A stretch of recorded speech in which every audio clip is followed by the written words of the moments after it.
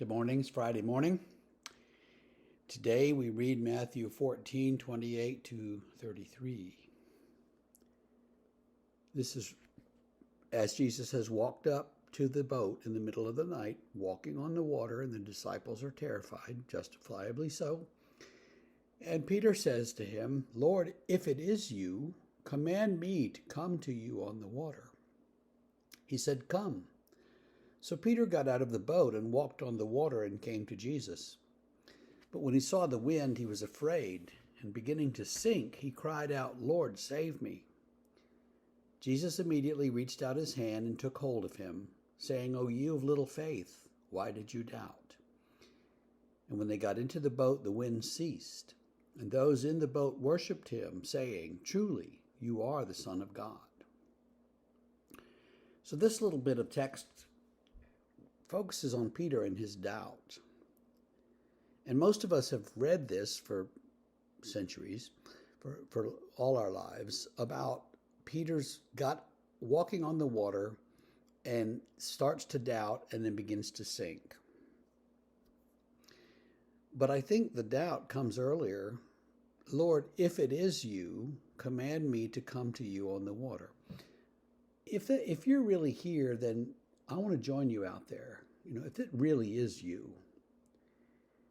So see, the doubt happens before Peter ever gets out of the boat, and that's the problem. Jesus says, "Yeah, come on," and he gets out there and he realizes, "I can't walk on water." It's a little like that coyote, in the Roadrunner cartoons. The coyote would run off the edge of the cliff, be out there, and then look down and realize, and then he would fall. Peter's out there walking on water and then realizes, no one can do this, and he starts to sink. But his doubt came when he said, "If it is you, Jesus," and sometimes we're like that with Jesus. If this is really you, God, then do this miracle for me. If this is really you, then save me from this situation I've put myself in. If it's really you, then, cure my disease, pay my bills, vanquish my enemies, get me a better job. All these things that we want. And we kind of put them out there to God as though it's sort of a test. If it's you, see what you can do.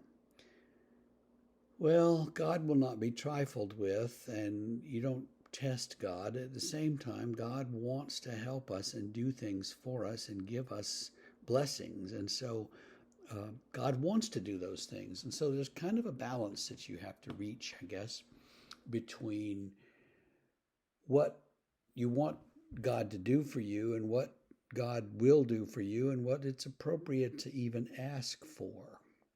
And sometimes we, err on one side or the other of that balance, and we don't get it right. But what Peter does is ask a question that's more or less inappropriate, and Jesus said, "Come on, see what you can do." And he gets out there and he walks.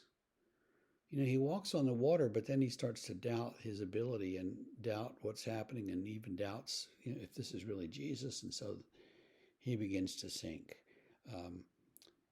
So in some ways, doubt is just a part of human life and human experience. But in the other way, we need to walk forward and not be doubting all the time, but just trust that God is with us and wants us to go forward. And so we will. Have no fear. Don't doubt. Jesus is with you. See you tomorrow.